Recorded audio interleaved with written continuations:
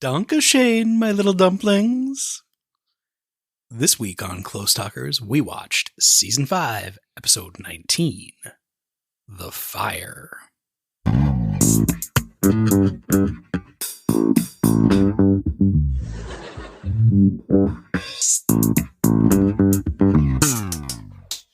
So, Katie.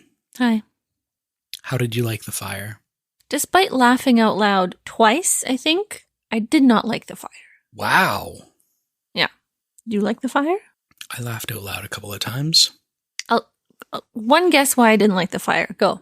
The misogynistic set that Jerry performed? No. Kramer being ridiculous? Kramer. We'll talk about that. Okay. Fire was written by Larry Charles. It was directed by Tom Sharonis. It aired on May 5th, 1994. Screen Crush ranked it as the 17th best episode. What? Vulture.com ranked it as the 4th best Seinfeld episode. I'm blown away.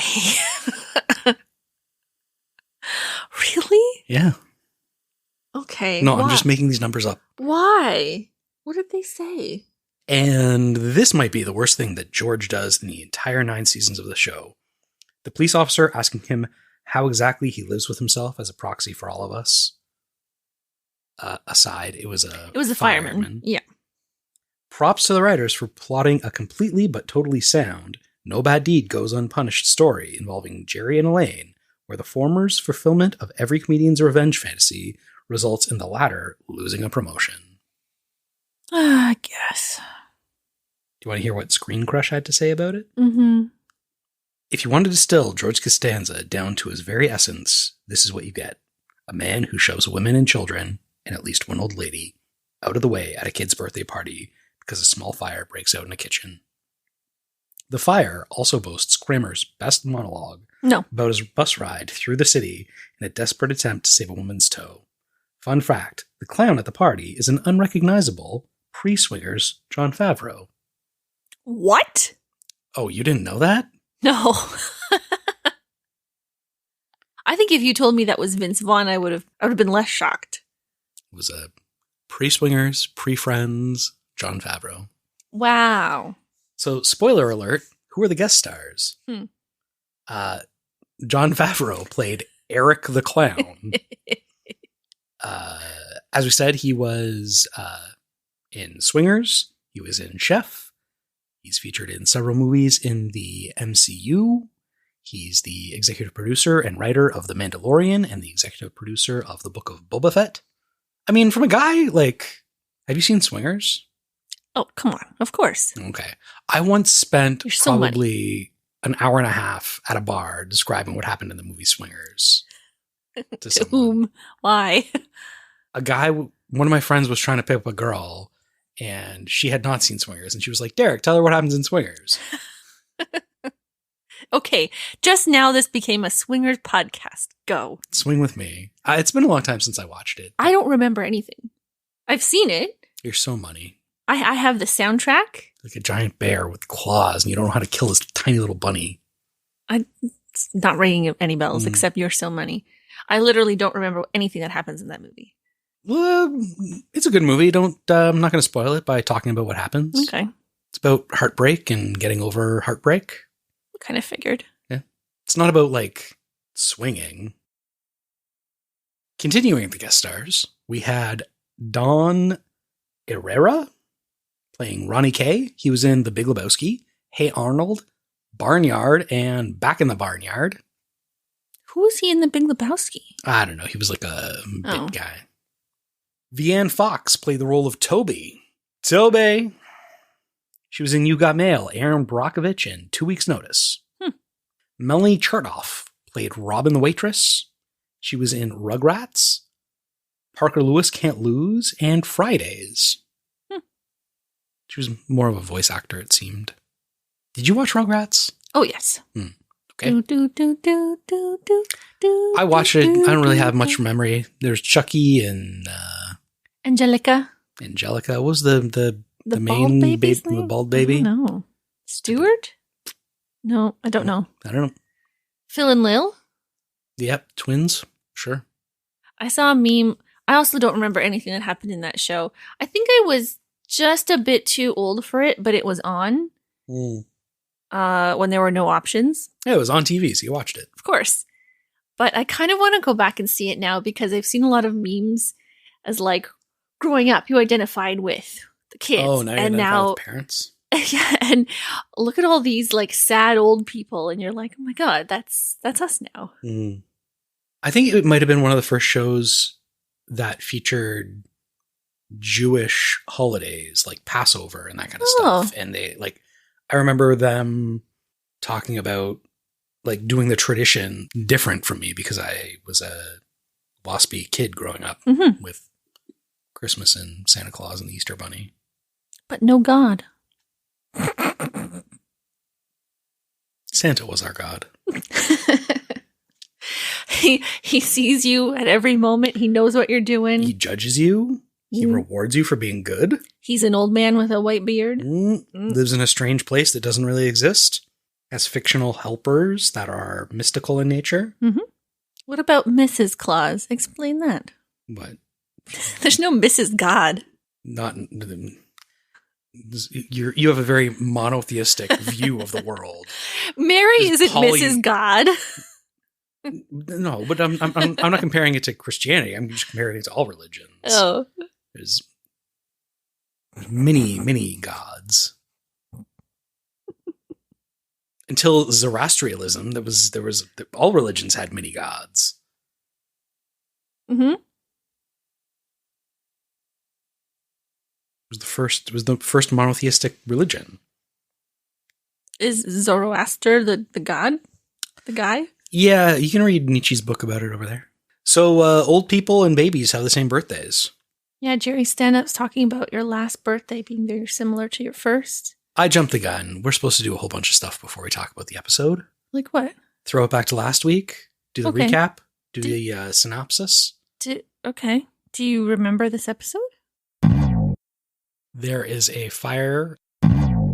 Well? I can't remember what I said about it. You probably nailed it. I did think that it also featured a different scene that is another terrible thing that George did, which I guess is coming up in a later episode. He just does so many terrible things and dates so many women that I can't keep them all straight. Yeah. So George struggles to keep his cool in a fire. Elaine's coworker heckles Jerry's act, and Jerry's retaliation causes an accident. So I want to jump ahead to the accident. Okie dokie. No, we'll get there. So yes, in the stand-up, Jerry's comparing your last birthday to your first. You don't really know what's going on. People have to invite your friends for you. And I said, only if you don't know it's your last birthday. Whoa. My last birthday, I didn't invite my friends. You invited them. Oh, no. You told me these are my friends. And many more. Let's hope. Oof. I really like annoyed Elaine. Oh, yeah, like smarmy, like just like fed up Elaine. Yeah, she's imitating her annoying coworker, Toby. She does this thing with her teeth that I just like, where she underbites it. Like, oh, yeah. And I don't know why she does that, but when she's making a point, those teeth come out and the jaw comes out. It's like a barracuda. Hot scalding coffee right in her face is what I wrote. Remember when you were like, I don't think Elaine's a bad person? I still don't. Listen, I still don't. This episode. Saying Toby deserves it? Did you listen to her? Hot coffee in her face? She's just a positive person. She's not going to throw hot coffee in her face. She just wants to throw hot coffee in her face. It's different. Jerry, he crosses the line. He wants to go to her place of business and heckle her. Every comedian does. But he does it. And that's the problem. Elaine wants to throw coffee in her face, but she doesn't because she's not a bad person. She doesn't break off Toby's toe. She's actually quite nice to her. She says, you could get the promotion. Stranger things have happened. Yes. So we start off, and Kramer's at Pendant Publishing talking about his coffee table book about coffee tables. Smoking indoors. Oof. Always weird to see. Yeah. Like, when is when is no more smoking happening in The Seinfeld universe? Have you seen that chart about how like smoking was going to be eradicated and then vaping was invented and it's like skyrocketed back up? I haven't, but it makes sense. Remember when we were in Toronto and we were taking the subway and like there was some vape company that had like basically sponsored an entire subway station? Oh, yes. And it was like literally everywhere you looked. Yeah. Was an ad for whatever vape. And clearly their marketing wasn't great because I don't remember what brand it was. No, me neither. It is weird that they're allowed to advertise like that. Yeah. Okay, this is a stretch, but the hookah supply shop that has left our neighborhood is now going to be occupied by the cleaners, the one with the falling sign. You talked about last week, yeah. Up on their falling marquee, it says, "Thank you for 74 years." We're moving across the street. Well, it didn't say that, but I thought it was weird because I walked by the store and I saw that it was moving into the old hookah shop. And I was like, oh, it's getting a second location. And then I crossed by its original location. It's like, thank you for 75 years. We're closing. Goodbye. And I'm like, you're moving. You're not closing. It's smell you later. It's not goodbye. But it makes sense. They clean stuff on site. It's primo real estate. Well, it is too. I mean, I'm sure a condo's going there, but like they're probably just going to send it away like other cleaners do. So they only need like a little, little storefront. Yeah. Makes sense. Good business move. They don't need a drive-through for dry cleaning. Drive-through dry cleaning, man. It looks like the kind of place that a girl on roller skates would come up to your car and like with a tray and take your dry cleaning for you. It looks dilapidated. So Jerry calls Elaine baby. You doing my babies now? George says that later. When Jerry says it to George later, he says it and then he's got like a smile on his face as he's sipping his coffee. I don't know if that's a Jerry Seinfeld, the actor, not being able to not laugh, or in university, my good friend, I think decided that she was going to start calling people baby cakes. Or someone she knew decided that they were going to start calling everyone baby cakes. And whichever way it went, it led to a lot of dates because people like that. I had a friend in university and he was kind of like, had an easy time with the ladies and he would just call them all dollface. I did like Elaine's pantomime of a contestant on The Price is Right. Hands waving in the air. Those people do seem crazy. Does the show require them to be crazy, or do you get crazy when you're at the show? So while you're like in line and they are deciding who the contestants are going to be, they like pre-screen them. So they say your name and come on down and you have to act it out? Well, no, like while you're in line to like get into the studio, they're interviewing people and they're like, okay, this person is going to be like fun. Yeah. Good to go. So what if you're too fun? Are they like, no, you're a wild card. You instead of winning a car, you win rehab for cocaine. Jerry has a Felix the Cat cartoon on his fridge. Oh, cool. I didn't notice that before. I meant to look up Bozo. The clown? No, the Attorney General. Do you know about Cohen is a Ghost's tweet? Ooh, what? Conan is a ghost? Cohen is a ghost. So there's a guy, I met him. I found him, he was doing a podcast with Spencer Crittenden about how to be a good dungeon master. Okay. The podcast was called Master Manual.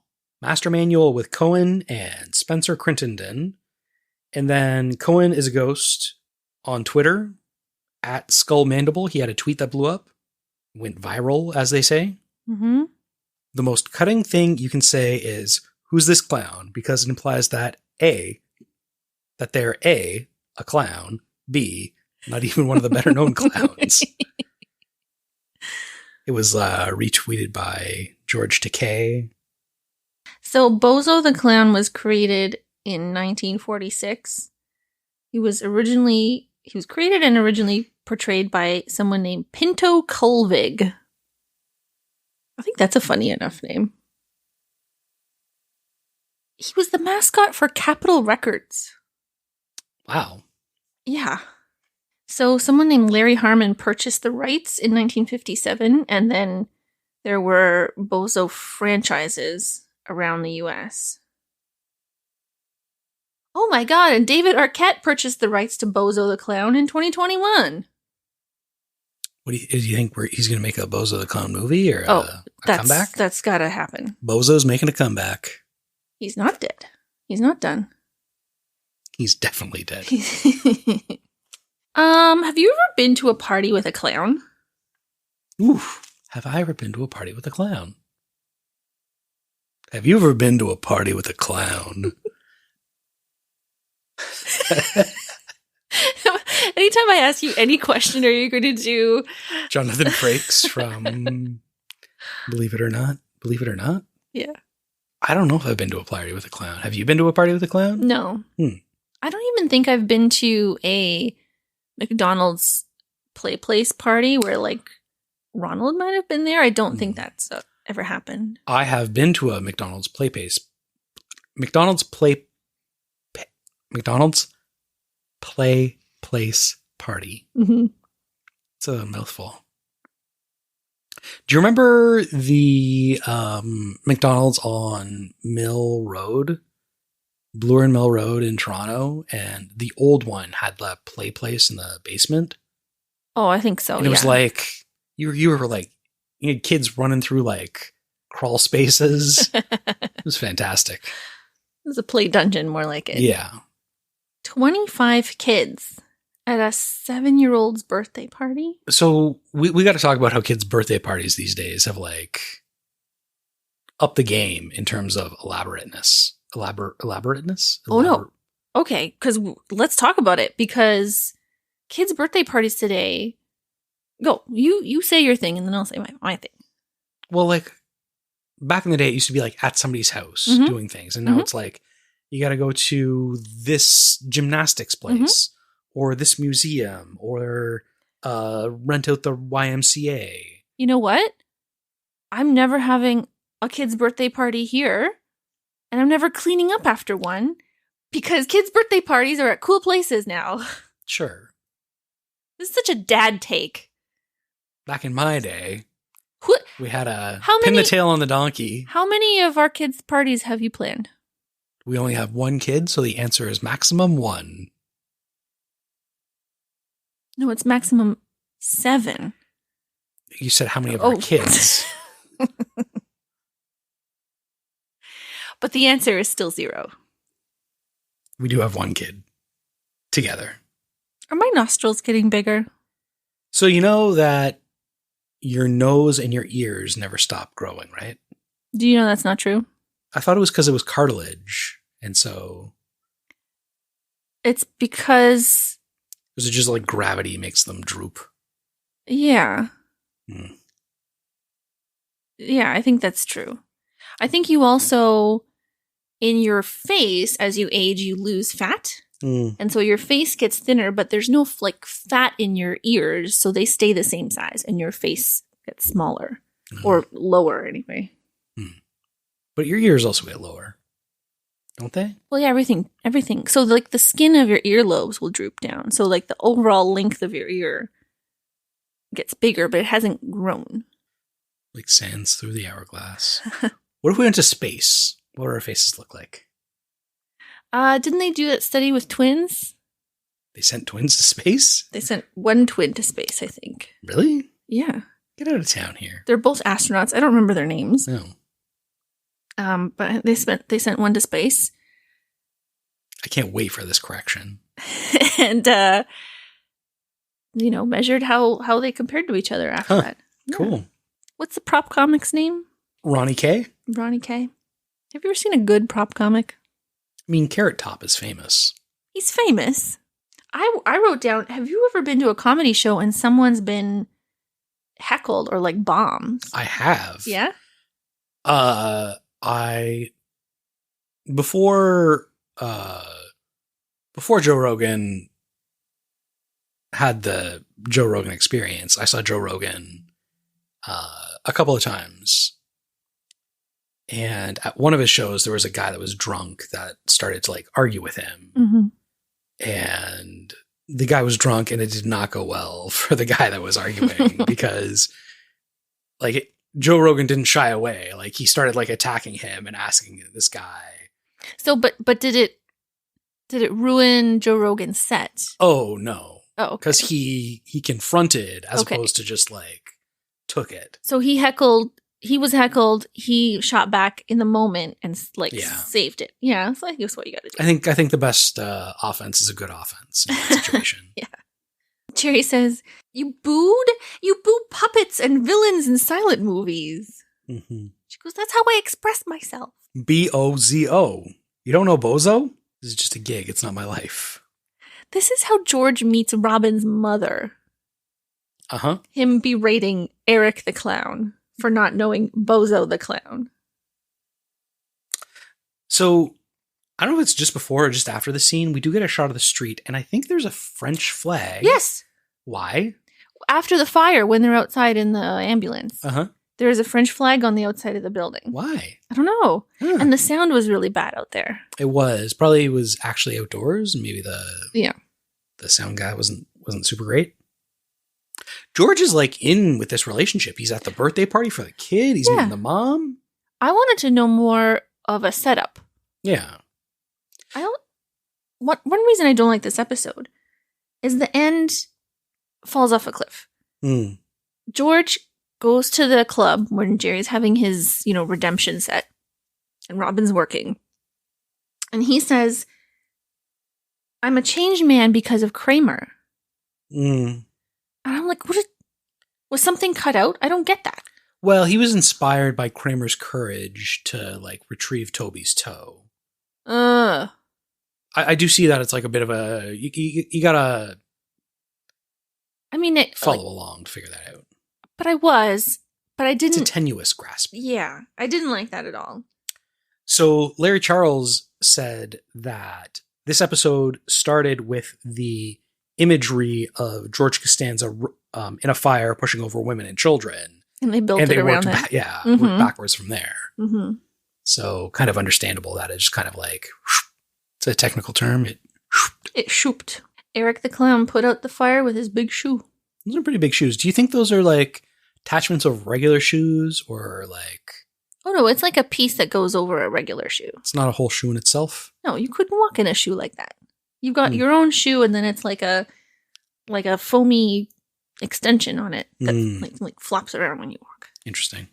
When George is pestering Eric, he doesn't say this, but I wrote down, you may look like a clown, but you are not a clown. Buckets? Buckets the clown. Buckets, pockets. We watched like 3 episodes of a series 10 years ago, and we quote one line from it every 3 weeks. So do you want to talk about Kramer's monologue? I'll explain what I was going to say before about the accident. Okay. So Jerry goes to Toby's office and is heckling her. Sure does. About her footwear, about sandals and open-toed shoes in the office. Oh, yeah.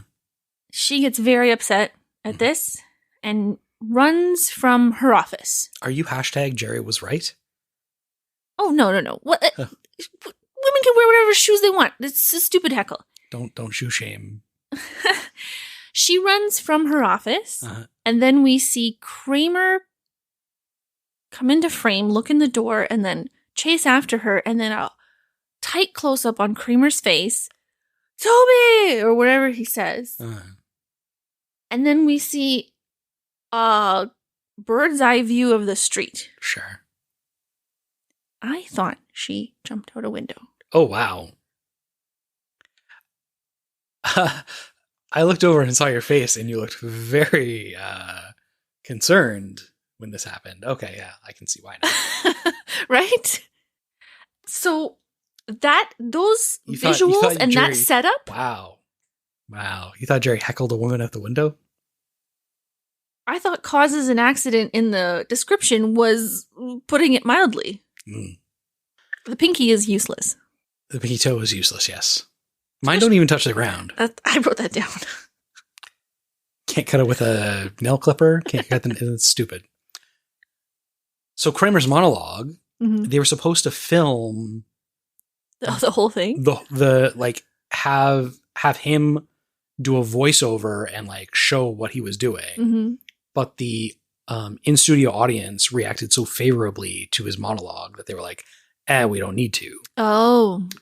On the season 5 DVD extras, you can see an animated version of the events with Kramer doing voiceover. They could have used their bus set again. Maybe that's why they had it. And they were like, we got to use this bus. Yeah. Can't use it for that one stupid scene in that other that has nothing to do with the story. Yeah. So the prop comic points a prop gun at the bartender, and George panics and causes a mass exodus from Jerry's show. And I think that's at the end of this episode. So I don't think I told you about this, but what? A couple of weeks ago, my parents were visiting, and we went to pick up our daughter at her dance class. And while we were there, we were talking to the other parents, waiting for their kids. My dad met one of the other parents who was from Alberta and had gone to U of A in Edmonton, where my dad had gone. Yeah. And my dad just started recounting the story about how in his fraternity, one of the guys brought in a fake gun as a joke. And I was like mortified with this story that like total non sequitur that had absolutely nothing to do with anything. Was there a was there a point to the story? Or it was, you went to U of A? Yeah, I went to U of A. I was in a fraternity. Here's a funny story that happened in my fraternity. I was it was I don't know, I guess the 60s. You could, that was funny back then, but like. Okay, I'm going to punch up this story. When he started talking about his fraternity, I know some stories about my dad's fraternity, so I thought he was going to tell one of the ones that I had heard before. Didn't know about this fake gun story. About his nickname? About his nickname, about the time where he convinced the fraternity cook to make liver and onions for everybody, and then he didn't show up for dinner, and he went somewhere else. About dropping people off without their belt or shoes outside an insane asylum and then having them try to hitchhike home. It's all innocent fun. I mean, he's from a time when Bozo was a clown. Thanks, everybody. We'll see you next week. Yeah, I don't have much else to say. I was going to ask if you noticed Toby's cast when she came back to the office. It was a sock. It looked like a sock with duct tape wrapped around it? Yeah, okay. Why did they go to Elaine's office? Why did she come into... Did she purposely hobble into Elaine's office? Throw it in Elaine's face. Rub it in her face and then make her tumble down her big stack of magazines. So does that mean Elaine works for Toby? Are we going to see her again? I don't think we see Toby again. I found it interesting we didn't see Mr. Lipman. Yeah. So Katy, do you have any corrections? I do. Last week, Judge Reinhold was in the episode.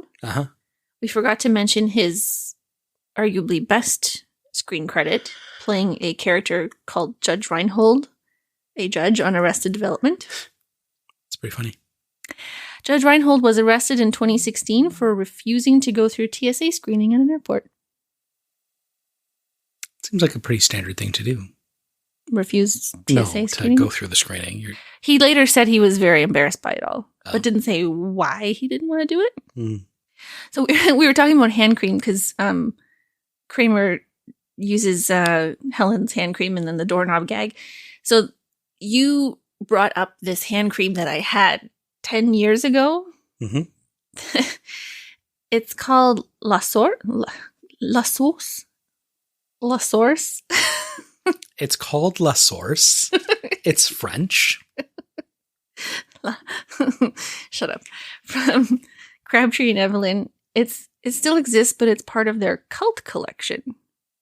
I'm glad that as a society we can now just like label things as cult. Cult. This is for the cult. It has red algae and seaweed in it. Maybe that's why you liked it. The red algae. That's the good stuff. Okay, so paella. We gotta talk paella. Oh, I didn't watch the YouTube video to explain paella. Traditional paella has round grain rice, variety of green beans, rabbit, chicken, sometimes duck, and lima or butter beans, cooked in olive oil and chicken broth, seasoned with whole rosemary branches and saffron. Paella de marisco replaces the meat with seafood and omits beans and green vegetables, while paella mixta combines meat from livestock, seafood, vegetables, sometimes beans, with the rice. Some non-Spanish chefs include chorizo in their paellas, which the Valencian people, where it comes from, believe do not belong in paella of any type. The alternative name proposed for those dishes is a pejorative term called arroz con cosas, rice with things. Famous examples of arroz con cosas are Jamie Oliver's and Gordon Ramsay's paellas. What's on for next week? Next week is the Hamptons? So tell me this. If you had to describe her to a police sketch artist, they'd pick her up in about 5 minutes. Okay. It's like a frightened turtle. I'm just saying lines from the episode. This is the, like, is this? No. Wait. I might be confusing episodes. No, I don't think so. Maybe I am. The police sketch artist one. That's in. Okay. I'm going to keep all that. Okie dokie. Well. Good night, Katy. Bye-bye. Believe it or not, this is our podcast. Please subscribe at the end. If you subscribed, we would be happy. Please subscribe to us. Believe it or not, it's our podcast. Is that a Seinfeld reference?